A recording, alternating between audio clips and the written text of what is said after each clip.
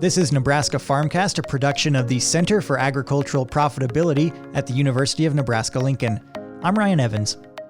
With the fall run of feeder cattle underway in the U.S., it's that time of year for producers to weigh the cost of putting on weight against market value and decide between retaining or selling weaned calves. Here to discuss this decision and how feed resources and market demand should also be considered in retention decisions is Elliott Dennis, Assistant Professor of Livestock Marketing in the Department of Agricultural Economics here at UNL. Thanks for being here, Elliott. Thanks for having me, Ryan. You have a new article up on our website about the cost and value of gain for retained feeder cattle in Nebraska. Listeners can find that at cap.unl.edu. You walk through a couple of factors that producers should be weighing as they consider their cost of gain and what the market is willing to pay.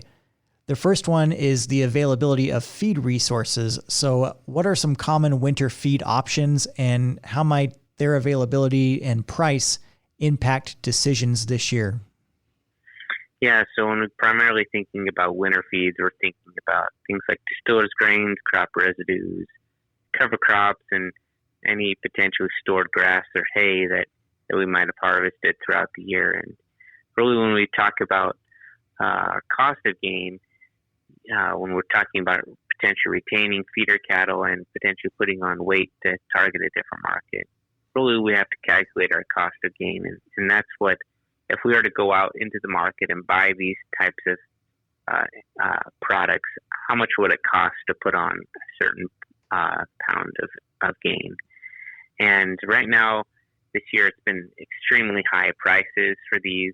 And what we've really seen is that the cost of gain has really increased. For example, for feedlots, what we've noticed that it's almost gone up 20 to 30 cents per pound relative to both last year and a 5-year average. So really, we're experiencing pretty elevated feed costs. But that's kind of the first thing. And for producers who are looking to find crop residue, which might be a bit more affordable, the crop residue exchange that's offered in the UNL can also be helpful to really try to match crop producers and livestock owners that are looking to put on weight in a potentially more economical manner.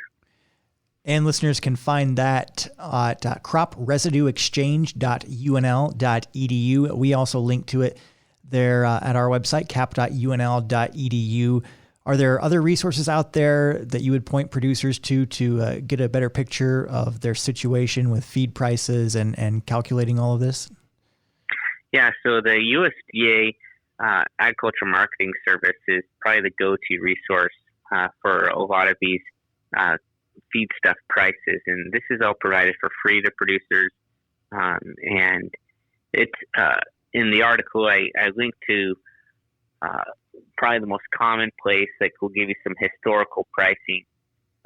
And mainly that's going to be distillers grains, some different hay reports that are here in Nebraska, as well as some whole corn price as well. And the other limiting factor that you discuss in this article is the market demand for additional weight to be put on. So what's important to understand here? Yeah, so when we're talking about a retention decision, really we're talking about what is the market willing to pay for me to put on that weight. And so whereas previous we're talking about how much does it cost to have me put on that weight, then I look at the decision of how much is the market willing to pay me. And really what we're seeing is that there's a pretty strong demand for additional weight to be put on animals. And we call that the value of gain. And the feeding decision really for feeder cattle is if the value of gain is greater than the cost of gain, then I should continue to put on weight. But recognizing that value of gain does change throughout the year depending upon how much weight. And so every year, it may not be that the market's wanting us to put on 50 pounds or 100 pounds of weight. Maybe it's wanting us to put on 300 pounds of weight over 2 months. And so really looking at where the market is pointing, and probably our biggest indication of what the market is willing to pay is going to be the futures market and the video auctions. And so if we look at the the futures market, and we figure out what the feeder cattle price is for deferred contracts, and then we adjust it back to Nebraska for what basis is, adjusting it back for historical basis. What we find is that we can actually, there's quite a few opportunities throughout the state to retain feeder cattle this fall and put on some additional weight. And your article does a really nice job of walking through a example decision-making process using a sample cow-calf operation here in Nebraska. Can you walk listeners through that example as best we can to illustrate how this could all be put to work? Yeah, so I take the typical example of, say we have 66 head of 450-pound weaned steers that we're going to potentially wean in the middle of November, and we're trying to decide if we should sell those animals or right now in November, or if we should put on about 300 pounds and sell them in the beginning of April at 750 pounds. And using all of those prices and looking at some variability, that cost of gain could be anywhere between the $60 and $90 per hundredweight. And of course, that's assuming a 2 pounds per day gain. And then I go and use beefbasis.com, which is a really good resource for producers who are wanting to do some quick calculations of the value of gain, and saying that if I wanted to sell those 750-pound animals in April at Lexington, Nebraska, then I'm looking at selling those animals at value of gain is at about $121 per hundredweight. And so using that decision, the value of gain is greater than the cost of gain.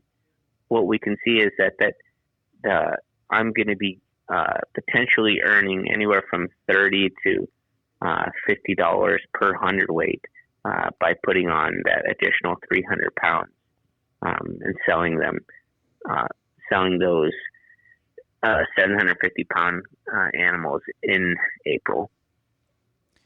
And again, we want to encourage listeners to check out Elliott's full article on this, on the cost and value of gain for retained feeder cattle in Nebraska, to read more about that example he just talked about on our website, cap.unl.edu.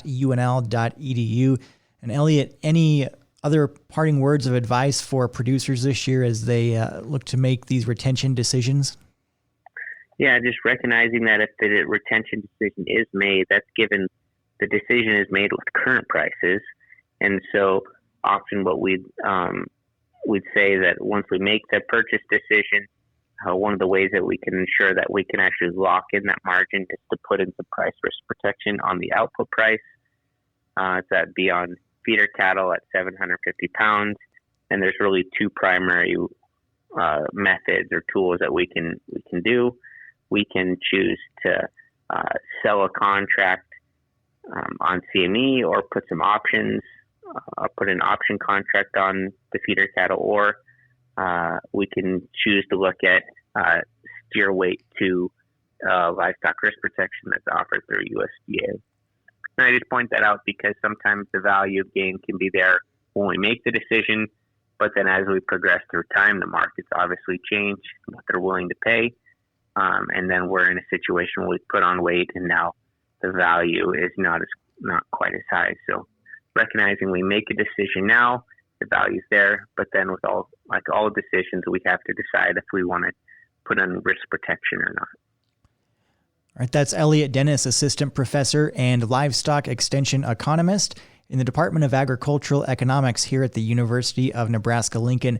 Again, to read his full article on what we've been discussing today, visit the Center for Agricultural Profitability's website, that's cap.unl.edu. Thanks for your time, Elliott. Thanks for having me, Ryan. Nebraska Farmcast is a production of the Center for Agricultural Profitability at the University of Nebraska-Lincoln. For the latest research-based information and education resources to manage your farm or ranch operation, visit our website at cap.unl.edu. That's cap.unl.edu.